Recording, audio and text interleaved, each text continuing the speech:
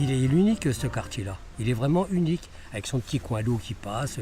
On dit souvent domaine des Saules, ah bah vous êtes bien. Superbe, merci. Pourvu que ça dure. C'est formidable, c'est un petit paradis, ça fait naturel en plus, c'est pas un jardin qui a l'air apprêté, c'est un côté un peu sauvage. Nous sommes là effectivement à la croisée de deux nouveaux quartiers que nous avons créés il y a quelques années. Et nous avons souhaité assurer un lien paysager entre ces nouveaux quartiers, le vieux Cézanne, sachant que nous sommes d'une ville qui est située quand même dans un environnement très paysager avec des vignes, de la forêt, des coteaux. Nous n'avions pas une idée particulière de la façon dont on pouvait réaliser ces aménagements. Et c'est donc Marc Souka, le paysagiste que nous avons choisi, qui a fait la proposition. Ayant la présence de ce petit rue qui s'appelle le rue des Auges, eh bien on a pensé ramener une végétation qui fait référence à la végétation qu'on a sur les bords d'eau.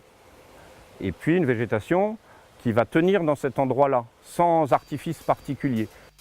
On a recomposé un verger.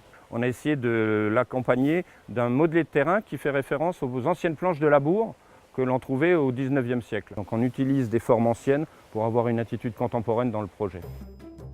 Pour nous, ce qui était important, effectivement, c'est de garder la qualité d'origine des espaces, tout en accompagnant effectivement les saisons de pousse, et puis aussi de nous inscrire dans une démarche de développement durable. Il n'y a aucune raison d'agresser l'environnement parce qu'on met en œuvre du végétal. Au contraire, on doit l'enrichir.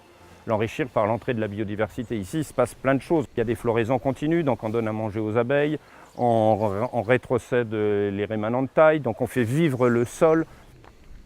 Il est clair que dans un premier temps, on a consacré des moyens assez importants, mais aujourd'hui, on est en autogestion de ces espaces, mais encore avec une maîtrise d'œuvre qui assure une formation et un suivi des espaces. Aujourd'hui, on a trop tendance encore à rendre des espaces sans se soucier de leur avenir. La ville, je n'ai pas eu besoin de lui poser la question, c'est elle qui m'a posé la question, comment va-t-on faire? Donc les victoires du paysage, je trouve que ça récompense ça pour la ville. Et ça, c'est vraiment intéressant.